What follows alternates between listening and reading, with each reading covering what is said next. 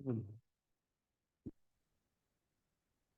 चलिए 15वें नंबर के श्लोक से आज की कक्षा अपन पुनः प्रारंभ करते हैं। और यहाँ पर हमारी चर्चा चल रही थी धर्म की, और उसमें से गृहस्थ धर्म और मुनि धर्म, ये दो प्रकार के धर्म बताए थे, जिसमें से गृहस्थ धर्म के बारे में 14वें नंबर के श्लोक में अपन ने पढ़ा था 11 प्रतिमाओं के बारे में। आचार्य स्वामी ने कहा है कि जो 11 प्रतिमाएं हैं यही गृहस्थ का धर्म है। ठीक है, जो क्रमशः आगे बढ़ता हुआ जाता है। अब आगे कहते हैं यत् प्रोक्तम प्रतिमाभिराभिरभितो विस्तारिभिः सूरिभिः यातव्यं तदुपासकोऽध्ययनतो गेहि व्रतं विस्तरात्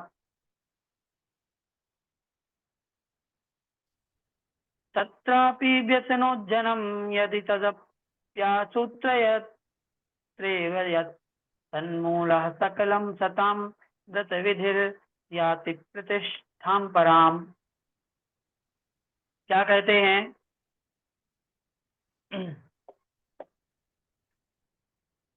कि इन प्रतिमाओं के द्वारा जो पिछले श्लोक में बताई गई हैं, इन प्रतिमाओं के द्वारा जिस गृहस्थ विकल चारित्र को यहाँ गृहस्थ व्रत या फिर विकल चारित्र को यहाँ आचार्यों ने विस्तार पूर्वक कहा है, उसका यदि अधिक विस्तार से जानना हो तो उपास का अध्ययन अंग से जानना चाहिए।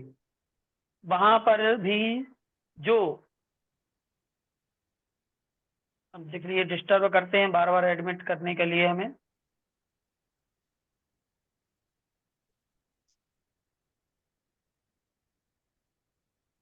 परित्याग बतलाया गया है, व्यसनों का परित्याग बतलाया गया है, उसका निर्देश यहाँ पर भी कर दिया गया है। कारण इसका यह है कि साधु पुरुषों के समस्त व्रत विधान आदि की उत्कृष्ट प्रतिष्ठा व्यसनों के परित्याग पर ही निर्भर है।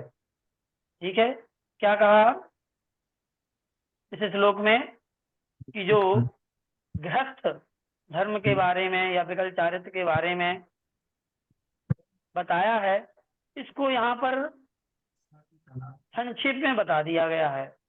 यदि और विस्तार से जानना है तो उपास का अध्ययन अंग, अपन जो द्वादशांग जिनवाणी पढ़ते हैं, तो आप जानते हैं कि जिनवाणी के जो भगवान के द्वारा विस्तृत वाणी है वह 12 अंगों में विभक्त है, और उन 12 अंगों में एक अंग का नाम है उपास का अध्ययन अंग।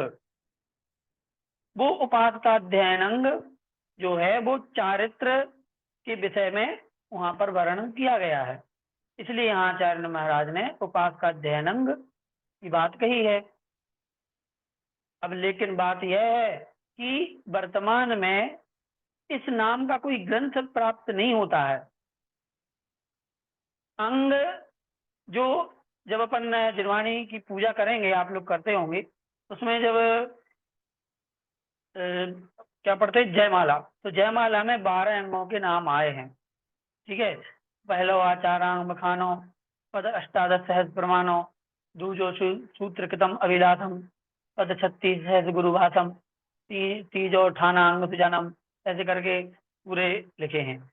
तो उसमें जो सप्तम उपास का अध्ययन अंगम, वो 7वां जो अंग है वो उपास का अध्ययन अंग है। ठीक है, तो वो अंग मतलब टॉपिक, विषय, उपास का अध्ययन अंग में चारित्र का वर्णन होगा, और जितने भी चारित्र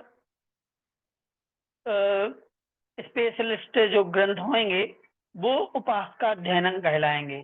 तो उपास का अध्ययन नाम का कोई ग्रंथ नहीं है, ये हम आपको बता दें। उपास का अध्ययन एक अंग का नाम है, ठीक है, जिसमें चारित्र का वर्णन किया गया है, और वो कोई भी ग्रंथ हो सकते हैं, किसी भी नाम के हो सकते हैं। ठीक है, इस प्रकार से जानना चाहिए। ठीक है, तो उसमें विशेष रूप से अध्ययन उसका जब वो टाइम था जिस समय आचार्य महाराज या फिर उस समय के जो विशेष रिद्धिधारी मुनिराज होते थे, या फिर अंग और पूर्व के ज्ञाता मुनिराज होते हुआ करते थे, वो अंगों से अध्ययन कराते थे अपने शिष्यों को। वर्तमान में अंगों से अध्ययन नहीं होता है।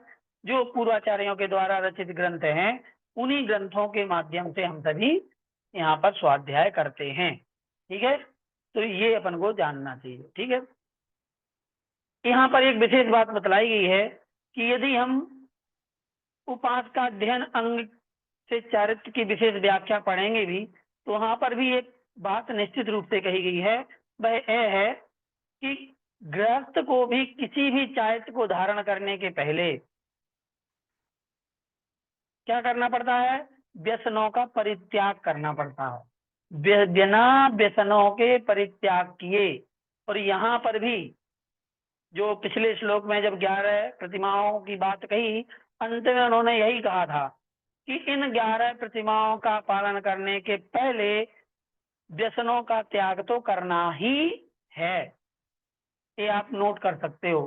ठीक है, अब चाहे अपने मेमोरी में नोट कर लीजिए, चाहे तो कॉपी पेन में नोट कर लीजिए, जैसा भी आपको लगे कि 11 प्रतिमाओं के पहले हमें किसका परित्याग करना है?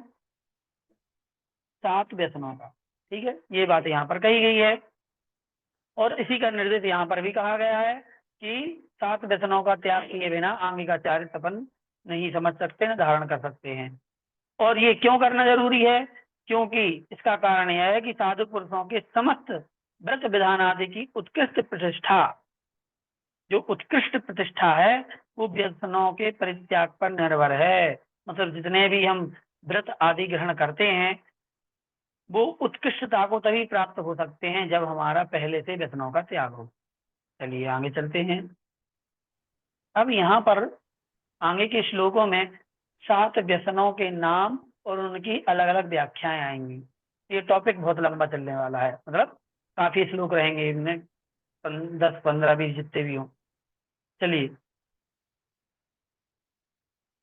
द्यूतमास सुरावेश्या खेट चौर्य परांगणा महापापानि सप्तेति व्यसनानि त्यजेत बुधा।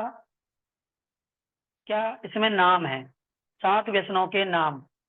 अब आपको मुख्य वेरी वेरी इंपॉर्टेंट श्लोक है ये, सभी को 7 व्यसनों के नाम याद होना चाहिए। ये परीक्षा की दृष्टि से आपको महत्वपूर्ण है। ठीक है, यदि अभी तक आपको 7 व्यसनों के नाम याद नहीं है तो आज यहाँ पर कर लीजिए 7 व्यसनों के नाम याद। ये लिखे हुए हैं। कौन कौन से? जुआ, द्यूत मतलब जुआ होता है, मांस, सुरा मतलब शराब, मद्य, वेश्या, आखेट मतलब शिकार, चोरी, परांगना मतलब परस्त्री, महापापानि सप्तेति व्यसनानि त्यजेत बुधौ। ये 7 महापाप हैं। सप्तेति महापापानि, 7 महापाप हैं जिन जो व्यसन के नाम से जाने जाते हैं। बुधा त्यजेत एतत्, जो बुद्धिमान होता है वो इनको त्याग कर देता है। ठीक है, तो ये श्लोक तो बिल्कुल याद कर लेना चाहिए। फिर से पढ़ लेते हैं इसको। द्यूतमांस सुरावेश्या चेट चौर्य परांगना महापापानि सप्तेति व्यसनानि त्यजेत बुधा। फिर से पढ़ लेते हैं। द्यूतमांस सुरावेश्या खेट चौर्य परांगना महापापानि सप्तेति व्यसनानि त्यजेत बुधा।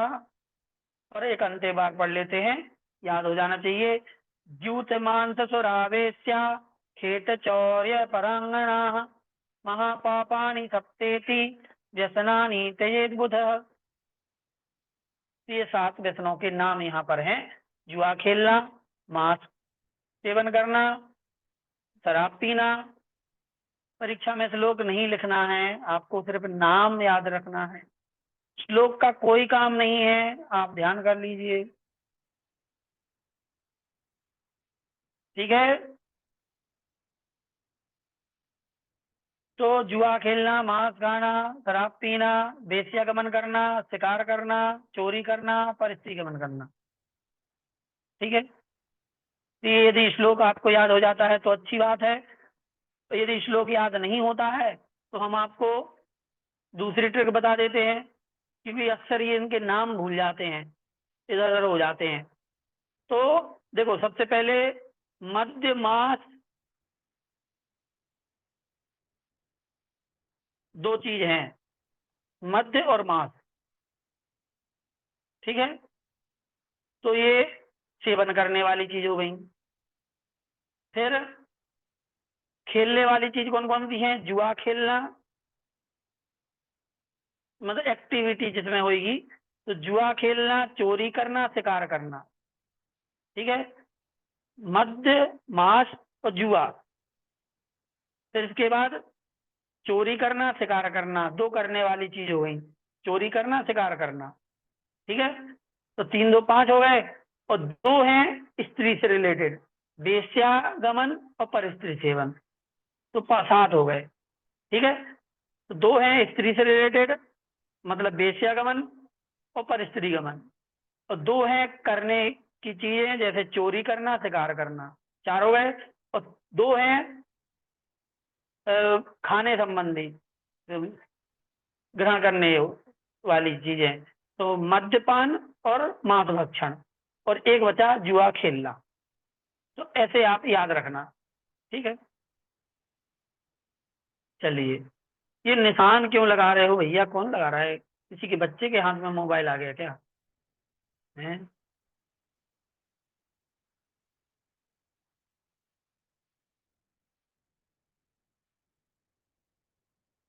हम्म। अगला, भवन में कीर्ते चौरवेश्यादि सर्वव्यसन पतिरसेता पन्निधि पाप बीजम विषम नरक मार्गे स्वग्रया इति मत्वा का इह विशद बुद्धिर्द्यूत मंगी करोति।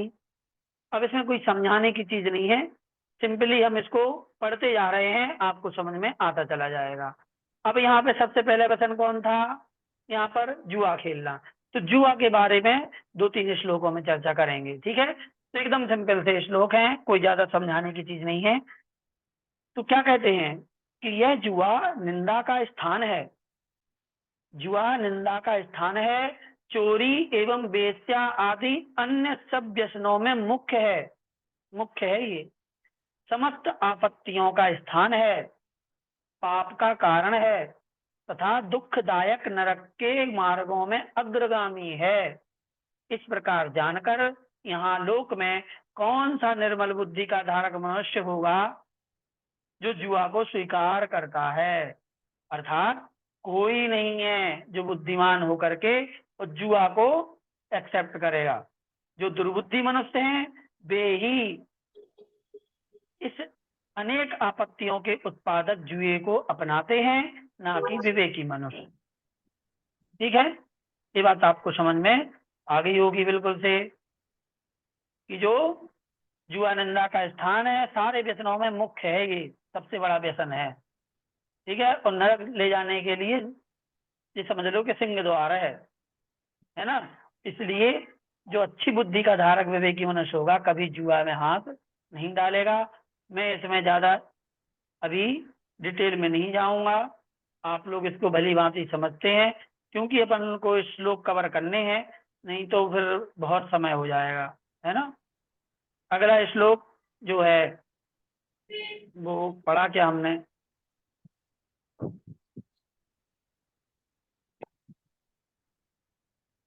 हम्म,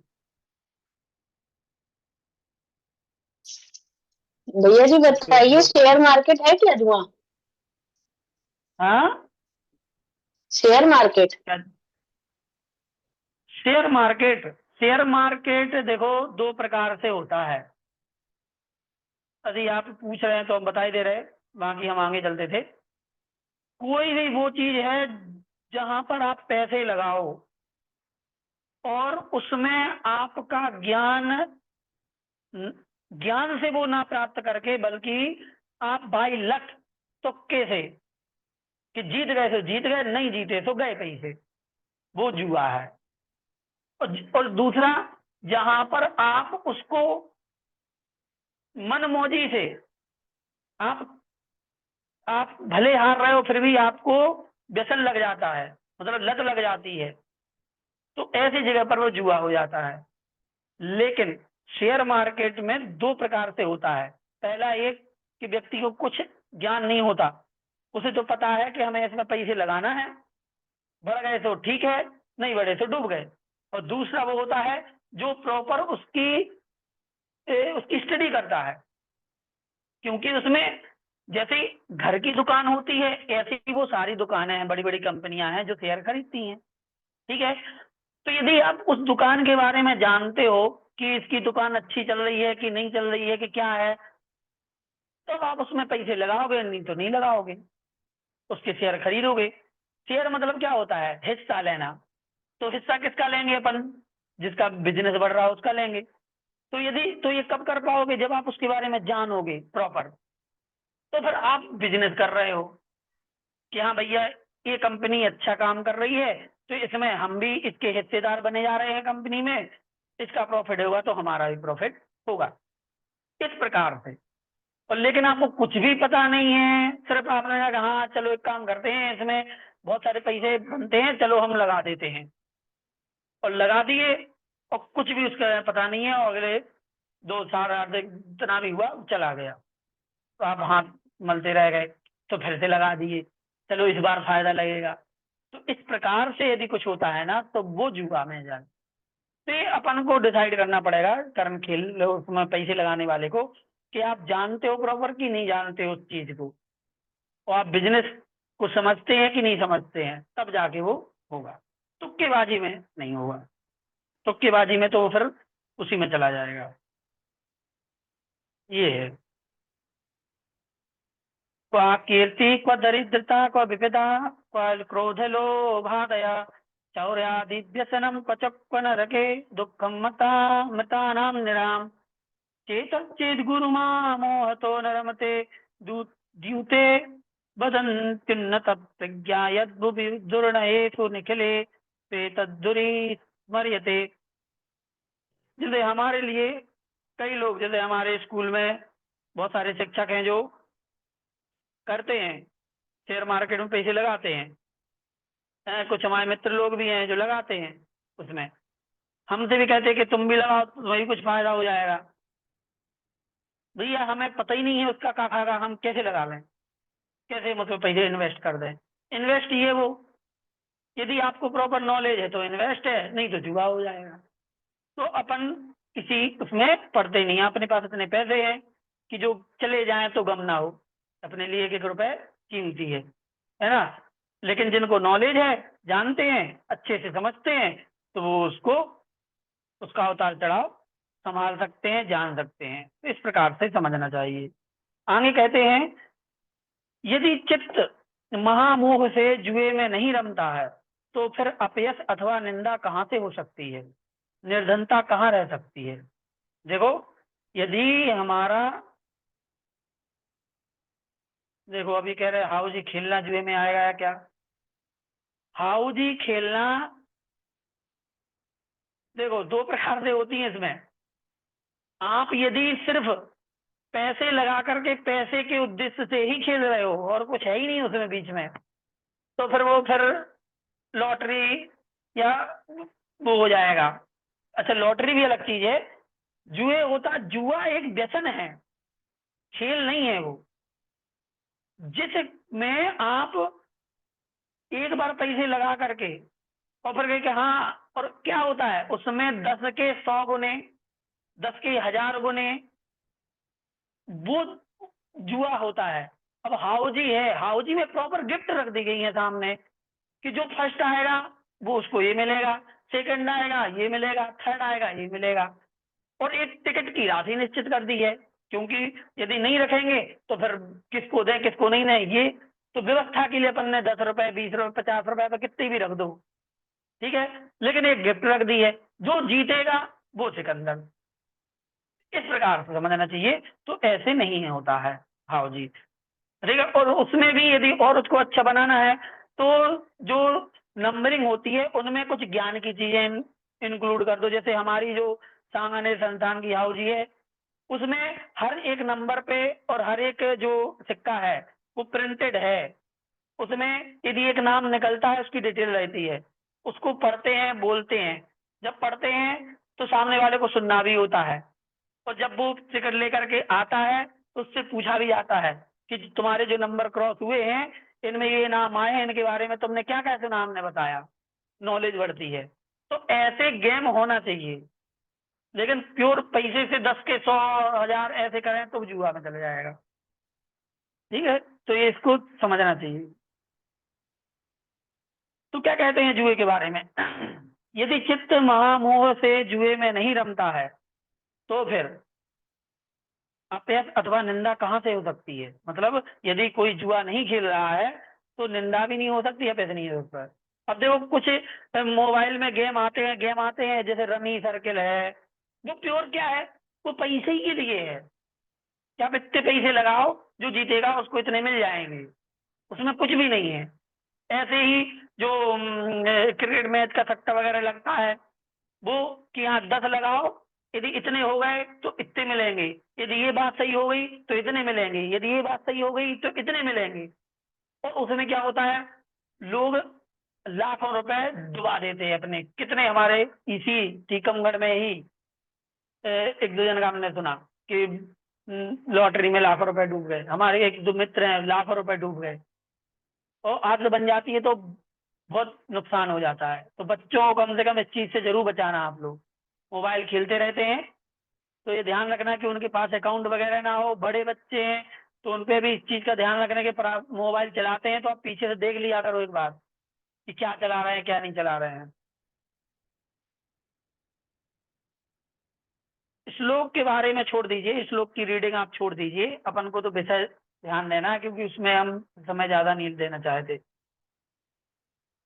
विपत्तियां कहाँ से आ सकती हैं यदि कोई जुआ में नहीं जाएगा तो? क्रोध एवं लोभ आदि कथाएं कहाँ से उदित हो सकती हैं? यदि यदि जुआ नहीं खेलेगा तो क्रोध और लोभ भी नहीं आएगा। चोरी आदि अन्य अन्य व्यसन भी कहाँ रह सकते हैं? जुआ के कारण से सारे व्यसन आ जाते हैं, ध्यान रखना आप। और मर करके नरक में उत्पन्न हुए मनुष्यों को दुख कहाँ से प्राप्त हो सकता है? अर्थात जुए से विरक्त मनुष्य को उपर्युक्त विपत्तियों में से कोई भी विपत्ति प्राप्त नहीं होती।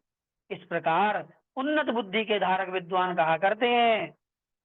जो ऊपर बात कही है ठीक ही है, क्योंकि समस्त दुर्व्यसनों में यह जुआ गाड़ी की धुरा के समान मुख्य माना जाता है। जैसे गाड़ी का पहिया होता है, उसमें जो धुरी होती है बीच की, वो जैसे उसके बिना पहिया चल नहीं सकता, ऐसे ही व्यसनों के बिना धार्मिक जीवन हो नहीं सकता, व्रत विधान आदि हो नहीं सकते।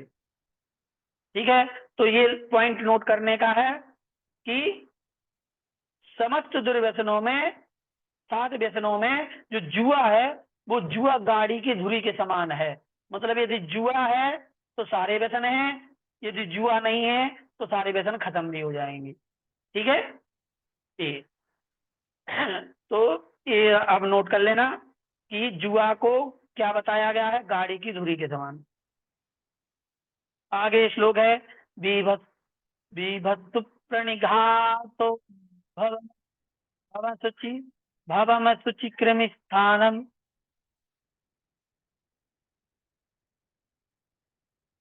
बीभत्स प्राणिघातोद्भवः शुचि कृमिस्थानमश्लाघ्यमूलम् हस्तेनाक्षणापि शक्यं यदिह न महतां सुष्ठुमालोकितुं च तन्मासं भक्ष्यमेतद्वचनमपि सतां गर्हितं तस्य साक्षात् पापं तस्यात्र पुंसो भुवि भवति कियत्का गतिर्वा न विद्मः। ये श्लोक पहली बार जब पढ़ते हैं तो हमसे ही नहीं बनते, इतने कठिन है ये। इनको भी प्रॉपर पहले 2 बार पढ़ने का है। हम पढ़ते इसलिए हैं, आप कहोगे कि तो पंडित जी श्लोक ही नहीं पढ़ रहे ना, इसलिए हम पढ़ देते हैं एक बार। क्या कहते हैं आगे? अब देखो, अब यहाँ से मांस भक्षण के बारे में बता रहे हैं। जो मांस घृणा को उत्पन्न करता है, जो मांस घृणा को उत्पन्न करता है, मृग आदि प्राणियों के घात से उत्पन्न होता है, अपवित्र है। कृमि मतलब छोटे छोटे कीड़ा, उनका स्थान है, जिसकी उत्पत्ति ही निंदनीय है, तथा महापुरुष जिसका हाथ से स्पर्श नहीं करते और आंख से जिसे देखते भी नहीं है, वह मांस खाने के योग्य है, ऐसा कहना भी सज्जनों के लिए निंदाजनक है। इतनी सारी चीजें बता दी। मांस कहता है, सबसे पहले तो देख के घृणा आती है, घृणा को उत्पन्न करने वाला है।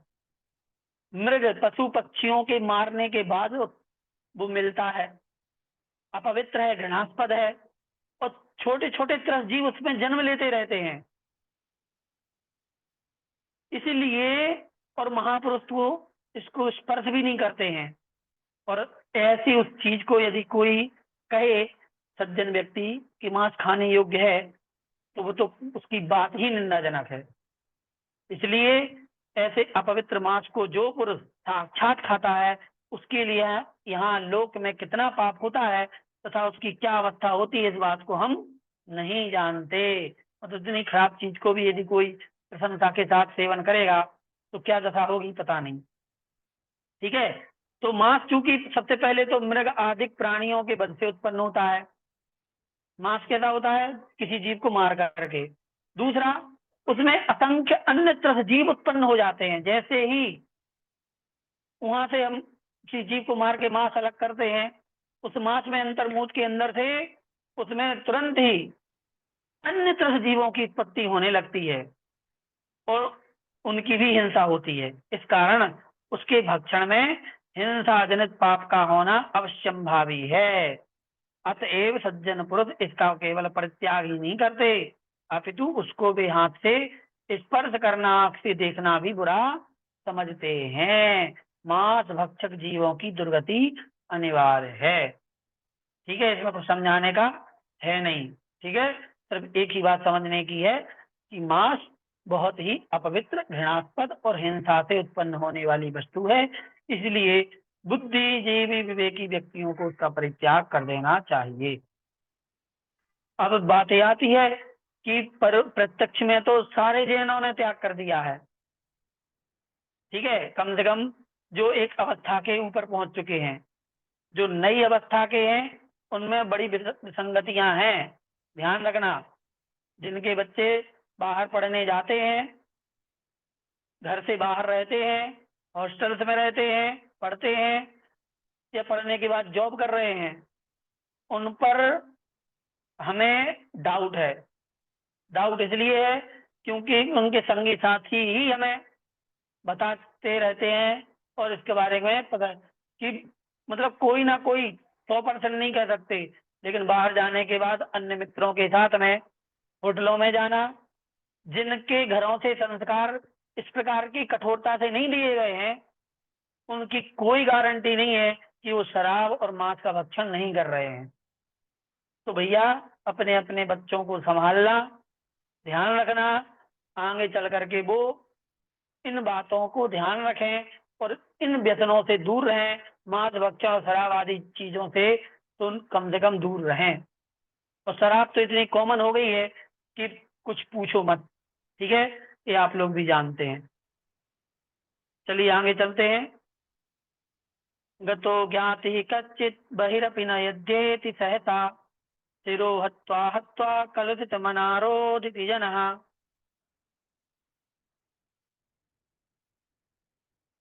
परेशामुत्कृत्य प्रकटित मुखम खादति फलम कलेरे निर्विन्ना भयमिह भवच्चित चरितैः।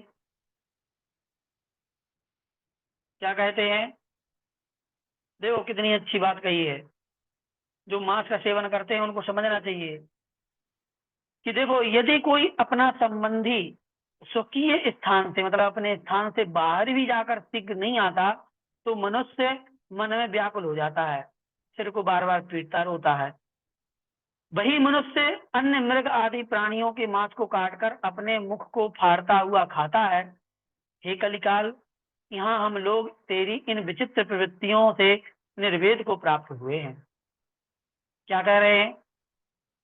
अपने घर का कोई सदस्य छोटा हो या बड़ा हो यदि घर छोड़ करके किसी काम से बाहर जाता है, मान लो आपके बच्चे ही स्कूल जाते हैं, या कोई पति पत्नी या कोई बड़े जन माता पिता ऑफिस में या कहीं काम पर जाते हैं और आने में देर हो जाती है तो घबरा जाते हैं कि अभी तक क्यों नहीं आया, अभी तक तुरंत फोन लगाते हैं, और फोन यदि बंद आए तो फिर थोड़ी देर बाद और लगाते हैं, और ज्यादा देर नहीं आता तो घबरा जाते हैं, परेशान हो जाते हैं।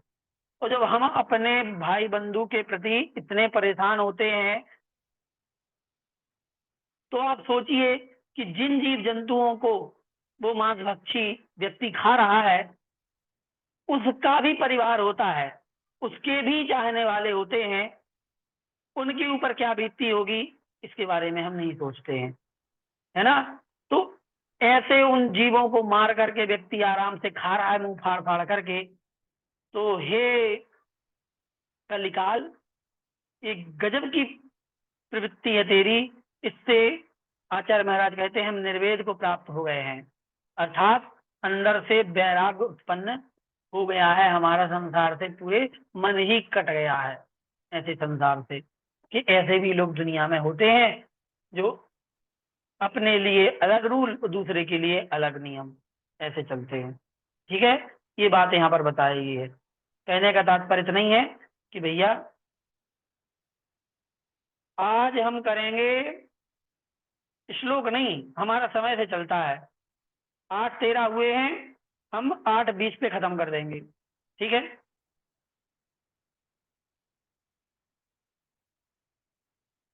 सकल पुरुष धर्म भ्रंश कार्यत्र जन्म जन्मन यधिकमधिकमग्रे यत्परम दुःख हेतु तदपि न यदि मध्यम त्यज्यते बुद्धिमद्भिः स्वहितमिह किमन्यत् कर्म धर्माय कार्यम।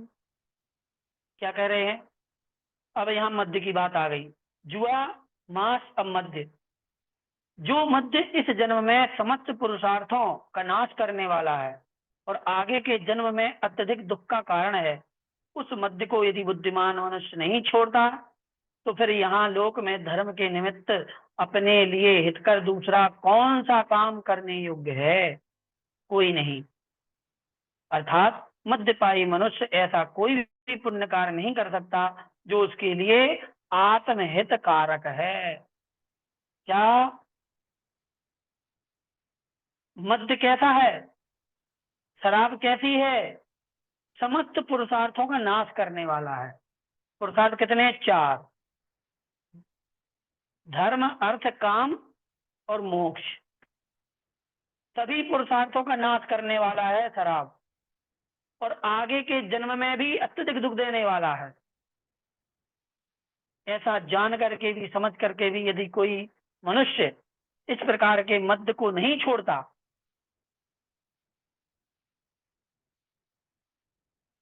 तो फिर आप सोचिए कि इस जन्म में इस लोक में उसके लिए कौन सा ऐसा काम है जो उसके लिए हितकारी होगा।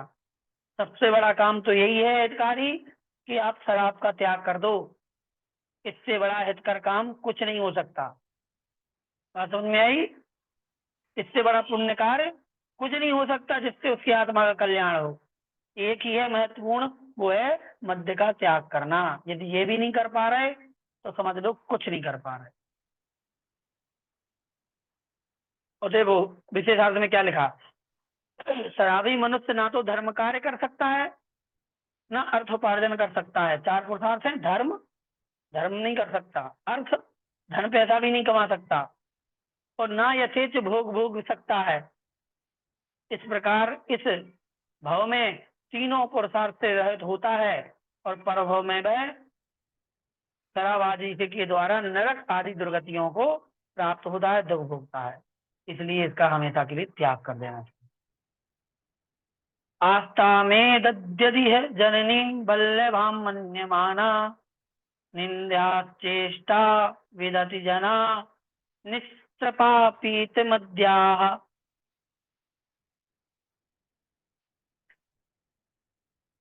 तत्राधिक्यम पथि निपतिता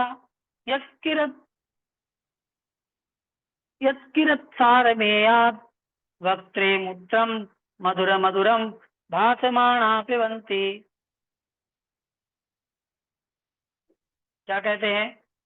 मद्यपायी जन निर्लज्ज होकर यहाँ जो माता को पत्नी समझकर निंदनीय चेष्टाएं करते हैं, यह तो दूर रहे, किंतु अधिक खेद की बात तो यह है कि मार्ग में पड़े हुए उनके मुख में कुत्ता भी मूत्र देता है, मूत्र विसर्जित कर देता है वो, और वे उसे अत्यंत मधुर बतलाकर पीते रहते हैं। मतलब कितनी गंभीर स्थिति है कि मद्य पीने वाला व्यक्ति इतना मूर्छित हो जाता है कि वह अपनी माता को भी पत्नी की तरह व्यवहार करने लगता है, उनसे भी गाली गलौज करता है, उनके साथ कुचेष्टाएं करने लगता है।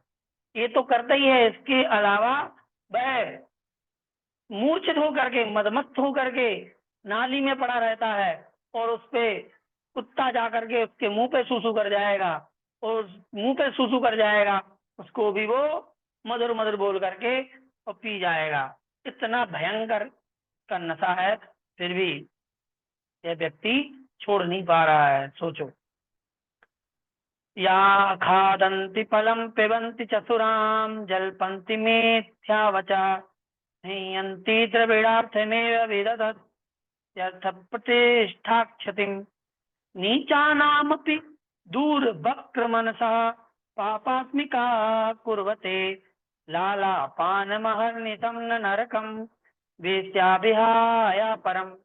क्या कहते हैं कि मन में अत्यंत कुटिलता को धारण करने वाली जो पापिष्ट वेश्याएं, अब वेश्या का मन शुरू हो रहा है यहाँ पे, अत्यंत मन में अत्यंत कुटिलता को धारण करने वाली जो पापिष्ट मतलब पाप में स्थित पापी पापिनी वेश्याएं हैं, वेश्याएं मांस को खाती हैं, मद्य को पीती हैं, असत्य वचन बोलती हैं। इसकी पीडीएफ हम यही पीडीएफ भेज देंगे, ठीक है। केवल धन प्राप्ति के लिए ही स्नेह करती हैं, धन और प्रतिष्ठा इन दोनों को नष्ट करती है।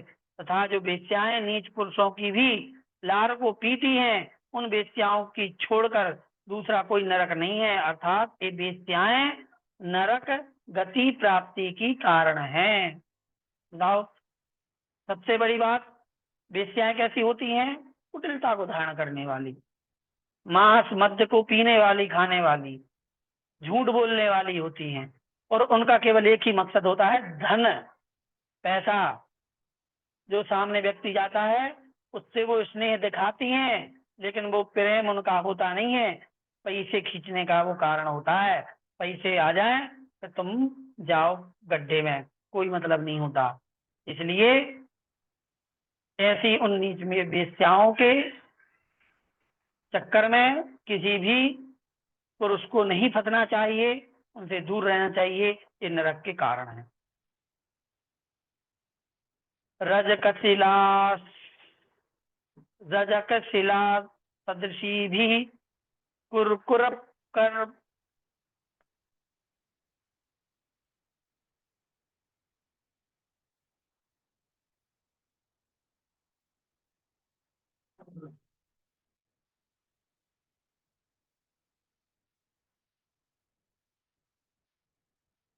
ये तो हमें छंदी समझ में नहीं आ रहा कौन सा है। रजकशिला सदृशी भी कुरकुर कर पर समान चरिता भी गणिका भी यदि संग कृतमीय परलोक वर्षा भी।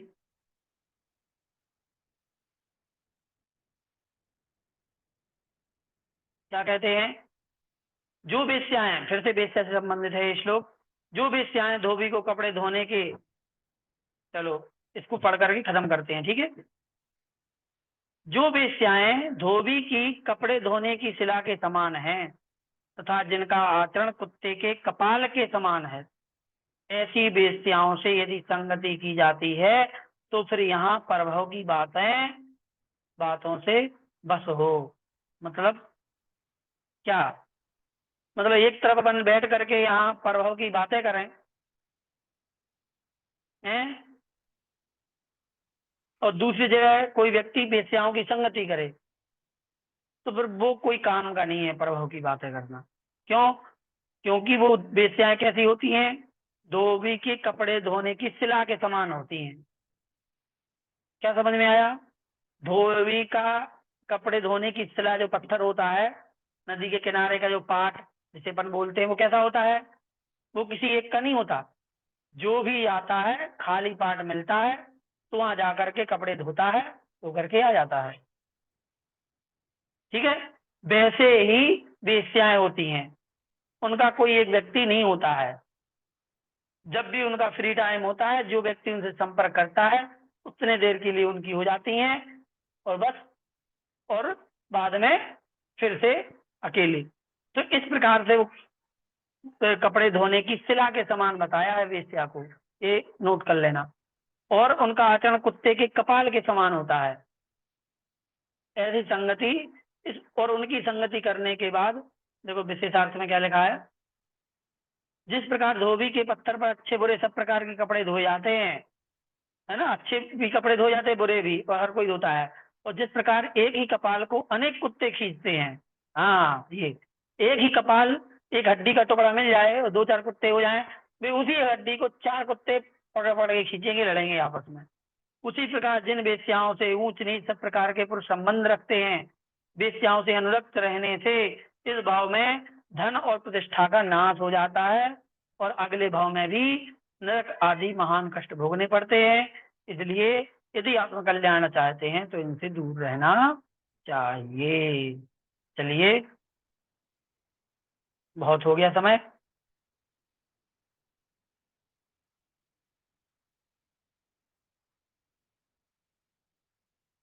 जय बोलिए तो आशांग जिनवाणी माता की जय।